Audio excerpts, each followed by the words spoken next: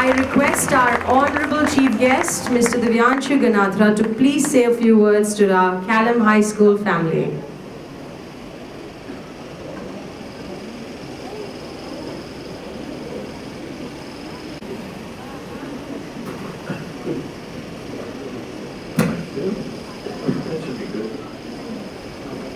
Good morning, everybody. Good morning. Can you hear me at the back? Yes. This is surreal. This is very, very surreal because it takes me back to my school days, and I must tell you all that the person standing in front of you failed kindergarten. I'm not kidding. I actually failed kindergarten. So it's a very surreal day for me to give out these prizes to all these amazing, bright students, and all of those in front of me. And I also didn't just fail kindergarten, I also remember it because my friends went to the next class. So they never let me forget it. I went to an intensely academic school, and in our days, way back, it was, you just went to the school next door. It was as simple as that. It happened to be an intensely academic school. I was dead bored. I loved the world outside the window. I loved climbing trees. I loved climbing mountains. I loved looking under rocks and jumping into lakes. And to me, that was all the world that I loved. So I just never really paid any attention in school. How did I get by to the next class? It was a private school, probably just like this, and the owner's daughter was my best friend. So every year I would fail, I would tell her that, we're not going to be in next, and she'd be like, oh no, Daddy! And Daddy dear would put me to the next class. So that's my schooling for you guys. And I don't think my teachers had any hope for me. They were just happy that I got through 10th standard. They were really, really overjoyed. My parents were overjoyed. And I don't know how I got through actually. And then when they saw my marks, they suddenly wanted to put me in engineering college. I'm like, no, you don't do that. So, long story short, I not just went blind at the age of 19, I just woke up blind. But around that time is when my life really, really changed. And that's no surprise, your life does change when you just suddenly wake up blind one day.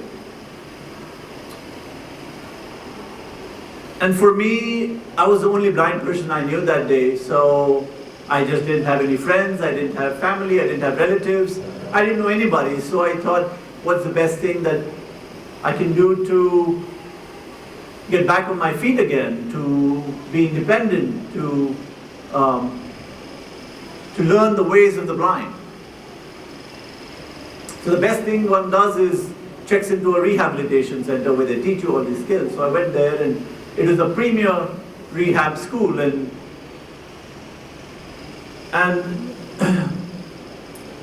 I went for counseling, for career counseling. And again, trust me, the counseling way back then was very different to the counseling you receive now, probably, hopefully now, where they ask you what would you like to do, right? I hope that's what happens now. Back then they never asked us what would you like to do. They're like, okay, sit down, and now we're going to tell you. You are going to make chalk or cane furniture or become a telephone operator. That was the best option I was given.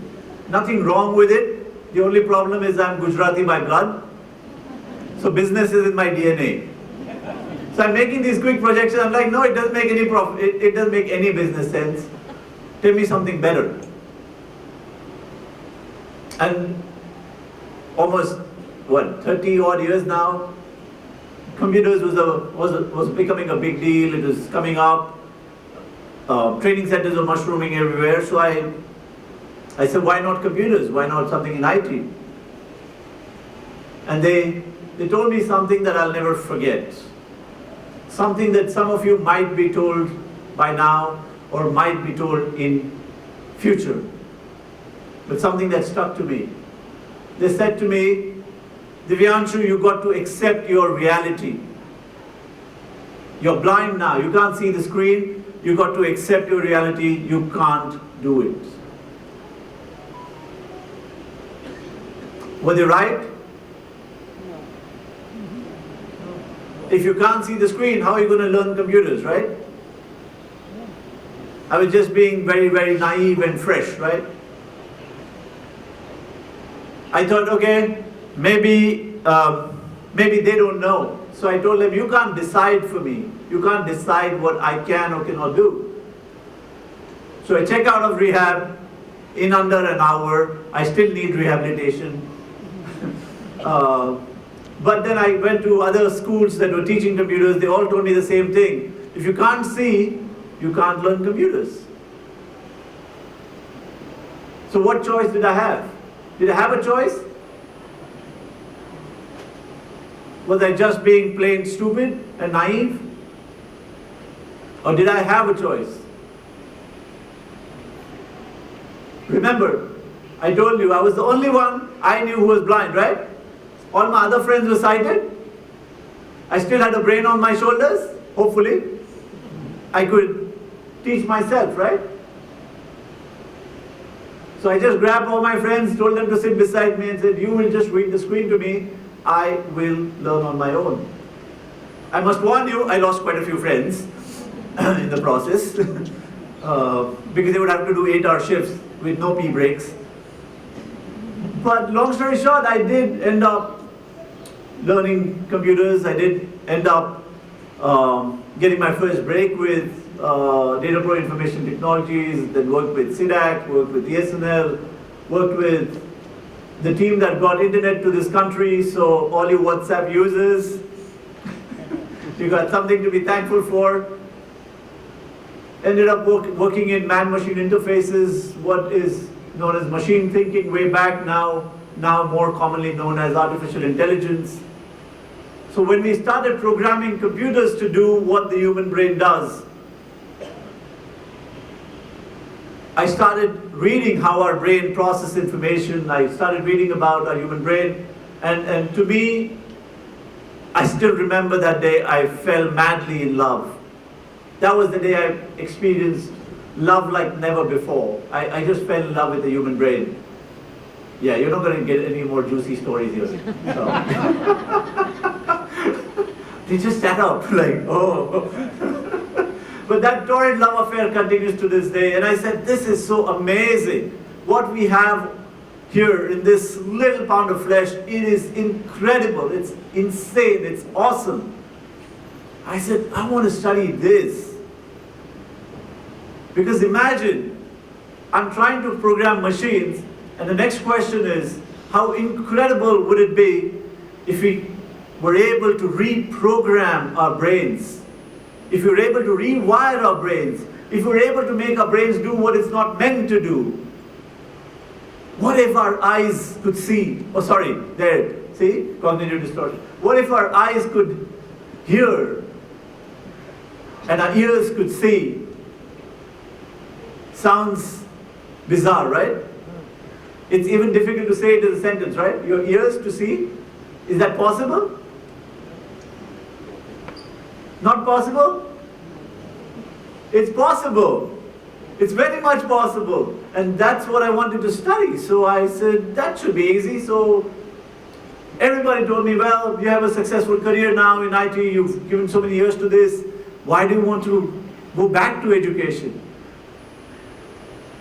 I said, well, that's because I want to study this. I love this.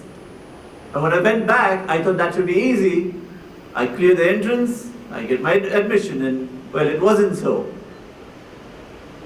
When I go for my admission, they say, no, but you can't do this course. We can't offer this to the blind because it's science, it's apparatus, it's experiments, it's actual human brain. And we can't, blind people can't do this course. Remember the resources I had way back then? Very few people had a computer, very few people had internet access, very few people had printers. I had all three. I just go online, I copy-pasted a lot of legal sounding stuff, printed it out with one big bold notice at the top. Denial of constitutional rights, right to education. Sent it to the university, I got my admission. I'm not kidding, nobody reads legal stuff. It just has to sound very legal. Section A of this and that. Nobody read the next thing. It was that easy. I'm like, oh, okay. And when I went for my master's though, when I went for much, much higher education, it got really ugly. Half the staff wanted me there, the other half did not. And they made it very, very clear. They would tell my classmates not to help me, they would give me a D grade, they would draw scatter on the board, they would draw scatter items on the board and say, what's the solution? I'm like, you tell me the scatter, I'll give you the solution. They're like, not our problem. You're blind. I'm like, yeah, not my problem either. Get out of class. I have no problem. It's actually, I can hear the same thing outside. But I have better choices outside. I shouldn't say this in school.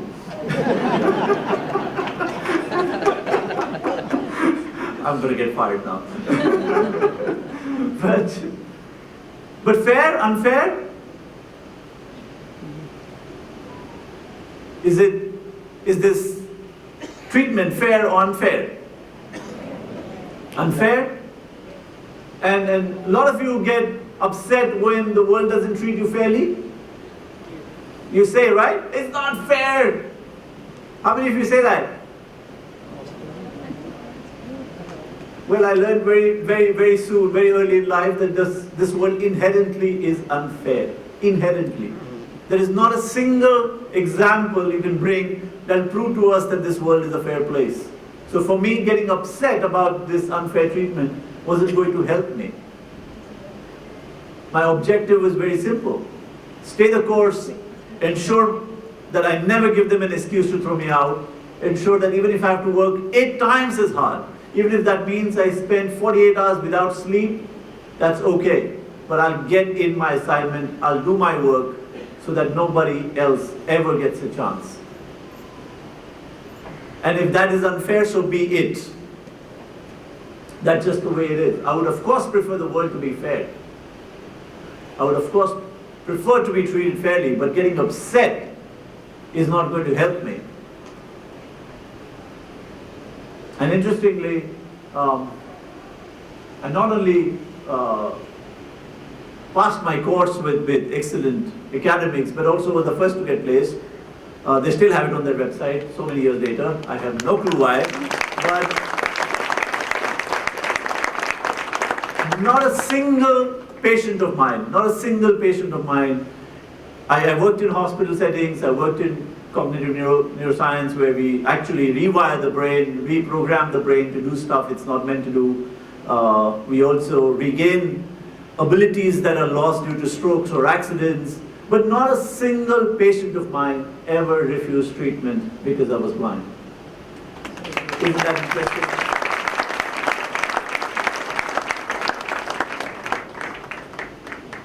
Now the reason I'm telling all of this is because if you think about it, disability, my blindness, is just a medical condition, right? Nothing more, nothing less. It's just a medical condition. But the fact that I was denied education, the fact that my rehab went the way it did, the fact that most people like me don't get jobs despite having an impeccable resume, all these, or somebody in a wheelchair doesn't have ramps, or the fact that we don't have equal opportunities, all these have to do not with my medical condition. They all have to do with the way we create the world, with the way we construct the world. And for that, all of us in this room, me included, we all are responsible. And my earnest reason for being here today is what a great opportunity, because remember what your school song said, right? Leaders of tomorrow, correct? All of you to me are future leaders. All of you are future leaders who are going to shape the world we live in. And if you think about it, if you build empathy, if you realize this, then tomorrow when you go out and shape this world, you will shape a world where nobody is left behind. You'll shape a world that's more inclusive. You'll shape a world that's more empathetic. Because that's what we need in this world today. That is all that we need in this world. A world where we are more empathetic to the others. That's the reason why I'm really, really happy to be here today. Because there is no other greater good. I'm never as nervous in front of great leaders, but I'm really nervous in front of young leaders like you. And remember, the best way to build empathy, the best way to learn about empathy, to exercise that muscle, is really about play. It's really about when we play together, and sometimes even go down to like your first grade, second grade, third grade. When we played together, did we notice differences? Did we ever notice differences? We just played. It didn't matter if you're a boy, if you're a girl, Hindu, Muslim, fat, thin, didn't matter, right? You just played together, you fought, you made up, and you came back and you played again, right? That's empathy. And then as we adults, we grow up, we start seeing the world very differently. We start seeing the world with us and them, with eyes and lenses that look for what's similar and not. And what's not similar, we don't want, we don't like. So for me, the best thing to do is engage in play. The best thing to do is get people with and without disability to play together, to go climb mountains, to go scuba dive, to go climb the highest mountains from Everest to Kilimanjaro to all the others, to go dive 40 meters under, to cycle to the top of the world, to run ultra marathons, to fly, to do all of these things. And to do them together.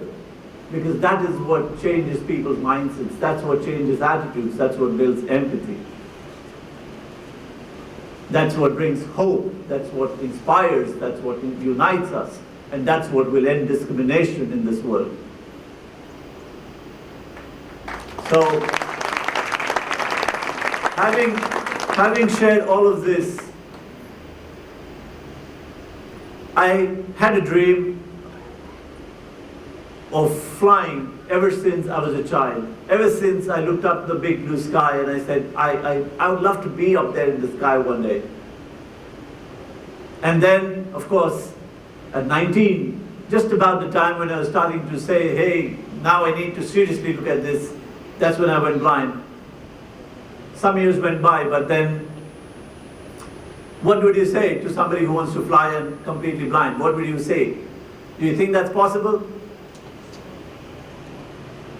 Possible? You know now it's possible, of course.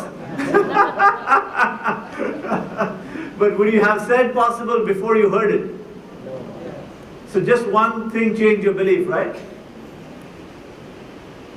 But it took me 7 years, 7 long years to find one single instructor, one single teacher who believed in me. I would ask 3 instructors every single day. For 7 straight years. What's the worst that would happen? I said to myself, they'll say no, right? And that's what we're all afraid of. That's the one thing that we're all afraid of, rejection, of failing, of what would the world think of me. And I said, well, that's the worst thing they'll say. They'll say no. But that's not so bad. I'll be amazing at taking a no. So I'll practice that. And I kept practicing that for 7 years until one day one instructor said, why not? If you can dream about it, if you can think about it, it's already happened. And flying, my friends, is super easy. I can guarantee you that. Whoever told you that is difficult doesn't know how to fly. flying is super easy. You will take off and you will land. These two guarantees I can give you. How? That's a different question. So would you like to see one of my first solo flights? Yeah? So I have a short video for you, and shall we have that, please? So this is from my very first solo flight.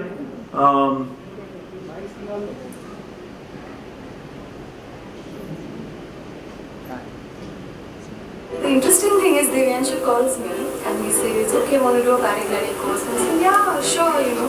I was about to start my explanation or the description I gave him. And he says, but there's just one thing, I'm blind. And I was like, there was like complete silence for a few seconds. And I thought, maybe there's someone pulling my leg, you know.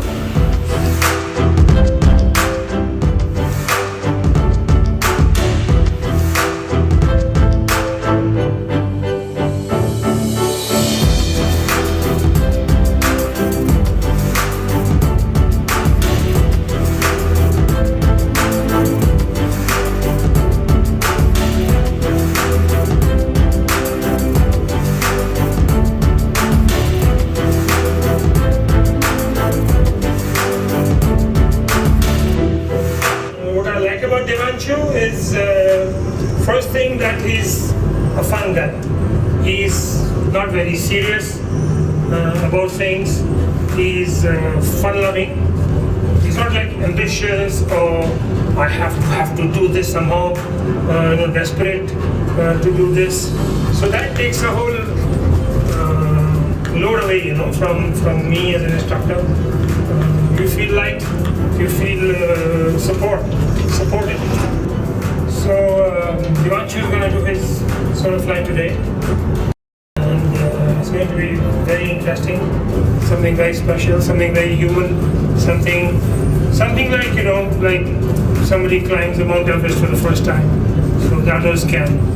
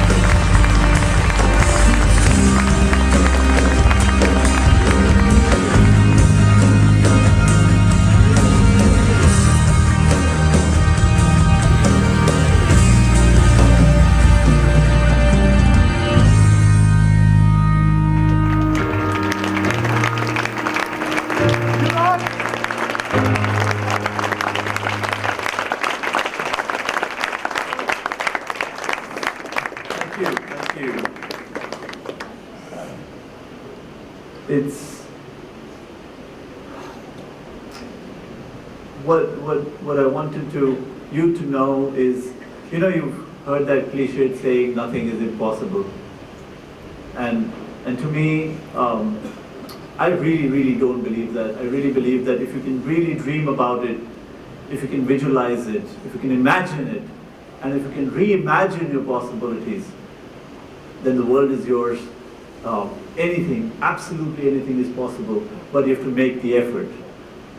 There is no excuse to not making the effort. You have to work hard. Work extremely hard. And it's worth putting every bit of effort if it's worth doing. Otherwise, you're wasting your time. And somebody did ask me this, that, why do you do all these crazy stuff? Why do you push yourself to the extreme? And I'm like, it's only worth doing if it's worth dying for. And don't take it literally. In my case it is, but in your case, just think about it. It's really not, otherwise you're wasting your time. But put in the effort, put in all the hard work. It doesn't matter if you fail. While we celebrate successes, we need to learn to equally celebrate our failures, learn from them, pick up the pieces and get back every day.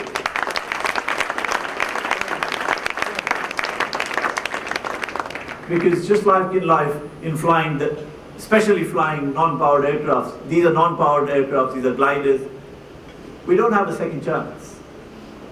There is no second chance. It's not like you have engines for thrust. It's not like you're coming down to land and you're like, oh, I changed my mind. Oh, no, we're going back up again. No, you can't do that. If you're locked into land, you're locked into land. The wingspan is 30 feet. There's intense energy in those gliders. We break the speed down from like 70, 80 kmph to 5 kmph in the last 1-2 seconds.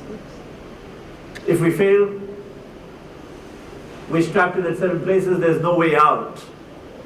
But we also believe. We also believe in our team. We also believe in ourselves. We also believe in the training. We also believe in all the hard work and practice we put into it. And then we leave it for the rest to the unknown. But we give it everything we've got each and every time. And I just want you to know that.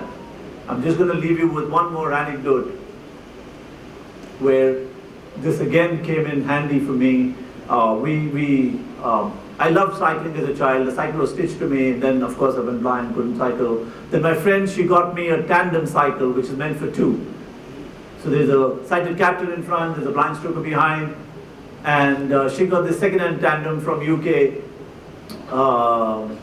And when she got it, a friend of mine said, hey, this is amazing. And he's a pro cyclist, so he's like, this is amazing. Let's go cycle to the highest point in the world. I'm like, sure, yeah. I've never been there.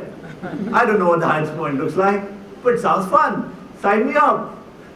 So I signed up. 2 months later, midway through practice, he copped out. He said, nahi hoga, ye bahut mushkil hai.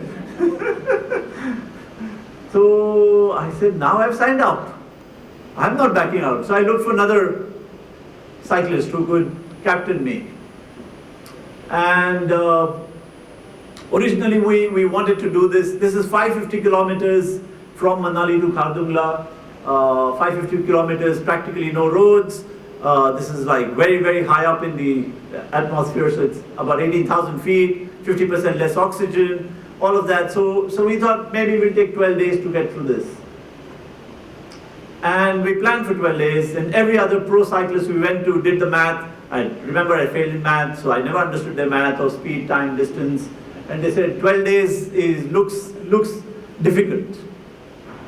And then my friend comes back to me and says, we got to do it in 9 days. I'm like, why? That's all the leave I got from my job. I said, fair. We will do this in 9 days. Let's see where we go. We start off, and this is 550 kilometers, 200 kilometers into the journey, our cycle completely breaks down. The bottom bracket where the pedals fit, the whole bottom bracket came out. Remember, this was the only cycle we had. We didn't have any spares. This is the boondocks. You can't repair these cycles there. There's nothing there. 200 kilometers in, this has come out, and my captain says to me, the expedition is over. This is not going to work. The frame's broken. This is just over. And I'm an Indian, so I told him, Indian jugaad. What is Indian jugaad? Whenever something's broken, take a hammer and fix it. Hammer often works. We didn't have a hammer, but there were rocks around. I said, take that rock and just hit it in and let's see what happens. He's staring at me like, that's not going to work, my friends. I'm like, try it. So we hit it in, and we went 5 more kilometers. And the whole damn thing came out again. And he's like, see, this is what I mean. I told you so. It's not going to work. And I'm doing a little dance there saying, yeah, it worked. And he's like, you've lost your marbles. He's like, high altitude sickness. He's like, it's come out. What are you celebrating? I'm like, no, but it worked 5 kilometers, right? Let's hammer it in again. And let's go. And we kept doing that for every 5-10 kilometers. We just kept hammering it in again and again and again. And the rest, 350 kilometers, that's how we finished. It looked damn funny. It was really funny to see these 2 people hammering it with their feet because we didn't want to stop. But the interesting thing is we did it in 8 days, not even 9. When we would have quit at 200, right? What's better than 200? 205 is better any day. 210 is better any day. But we could have, it was very easy to quit at 200. And for me, every additional kilometer was still something to celebrate, right? It was still better than where we were quitting. So every time you want to quit, ask yourself, what's that little bit better I can do? Every time you get a successful certificate or trophy, ask yourself, I'm not going to rest on this. What better? What next? Don't rest on your laurels. Don't rest on your past successes. Ask yourself every single day when you wake up, what is that little bit better I can do today? And that little bit better is all that it takes for you to be successful, for you to be contented and happy, and find your purpose. That's all I'm going to say. Find your purpose. Thank you for having me. I don't know if you want to take some questions. I'm always happy to take questions, but I don't know if you have time or that's the format. But I'm always available. I'm accessible. You can always come and play with me. That's the best way to get to know each other. We'll discover more about each other in play. You can come run. You can come cycle. We cycle practically every week. So you can come and captain us. We have lots of blind strokers, so come cycle or come for a trek. We can do treks. We can do some high altitude mountaineering. We can do rock climbing and rappelling and tumaring, or we can do scuba diving, whatever rocks your boat, whatever you love. But it'd be incredible to come and play. So thank you for this opportunity. Thank you, Harish sir. Thank you to Caelum School, to all of you. Thank you for listening to me. Thank you. Thank you.